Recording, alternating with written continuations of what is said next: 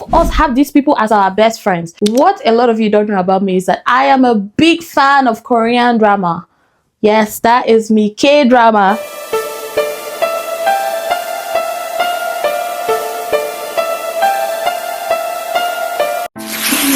It's another video. Look at that consistency, girl.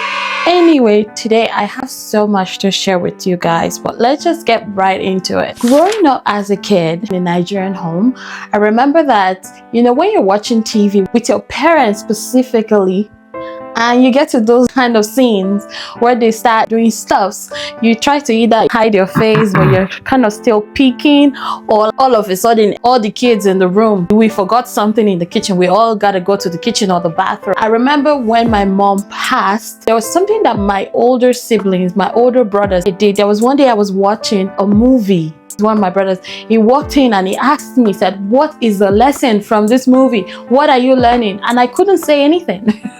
He still let me watch it, but he was like, henceforth, whenever you're watching it, I think he even told me to write it down. And I was like, oh gosh, really? All that just for watching a movie? But I want to share something with you. We need to be very careful in our lives. We have certain people around us. You don't feel like you need to be careful about this person. You don't feel like you need to be watchful about this person. Maybe because of the way the person acts. Maybe because of how the person carries himself or herself. Recently, I watched this Bon Appétit, Your Majesty, and it was such a wonderful drama. I genuinely enjoyed it. Something struck me.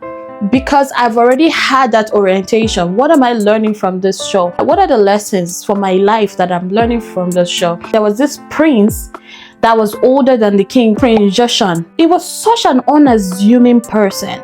He was so funny, but not in a threatening way. So calm. You would never consider him your enemy. You would just be so free with him. He was an uncle to the king. He acts foolish. He acts uninterested. Very unserious. Oh my goodness. When I saw where he was having meetings with people that he was planning stuffs with, I was so shocked. I was like, is this the same person? Strategically thinking of how things would work out for him. At the end of the day, he dethroned the king. He put a child on the throne because basically he would be ruling through the child. And it made me think to myself, Absalom did something similar in the Bible. Absalom wanted a throne, but he didn't attack immediately. The Bible talks about how he will stand at the gate. He will be greeting people. They will tell him, oh, I came to the king. I have a grievance. I need to talk to the king. And then he would make them tell him their grievances so that he could offer his own. If I were to judge, like if I were the king, this is what I would do. If I were the king, I would give you justice.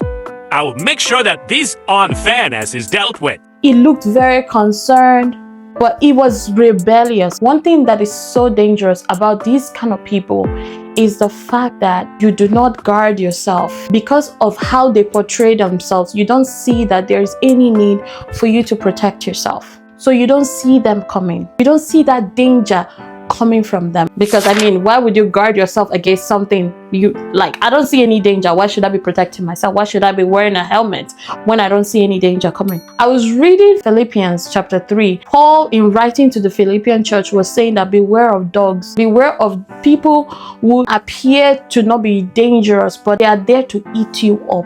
In that movie I'm talking about, Prince Joshua did not end very well. And that's the same too with Absalom. He declared himself king, and Solomon was picked to be king instead. It ended very badly. I'm making this video because some of us have these people living with us. Some of us have these people as our best friends. I don't know how many of us have watched A Fall from Grace. I don't know why I'm talking about two movies in one video, but let's do it. The lady who took everything that Grace had was her best friend, disguising as a best friend. And that woman was so strategic. I think they were best friends for like 5 years before she started doing what she planned on doing. You might be asking yourself, okay, how do I know that this person that is around me is not out to kill me, is not out to destroy me? I would say pray. Pray for the spirit of discernment. I think I've made a video about this before. Discernment is such an important piece Because when you have discernment, it makes things easier for you. And sometimes God could have even warned you about those people, but a lot of times, because you have gotten so used to the person, this person is so close to me now, you start to be biased. So even when God is warning you, you're just like, it's not that bad, it's not that serious, it's okay. There are people that are around you, that are washing your feet, that are patting your hair, that are rubbing your back, but they are not there for a good reason. From a fall from grace, the best friend of grace brought our son, our own son, to marry Grace, just so that they can take over the properties, empty our life savings. It's not from outside, it's from the inside. Seek the Lord's guidance about people around you.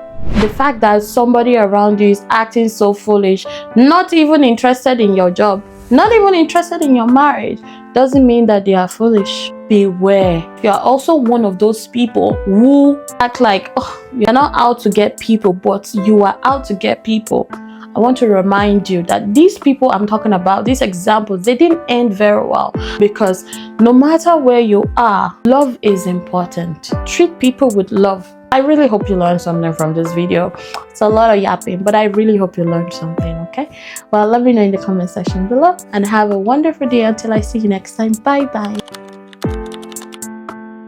And one thing why I also love Korean drama, I would say like 95% of Korean dramas I've watched, they are very clean. You don't have anybody like undressing from their head to toe.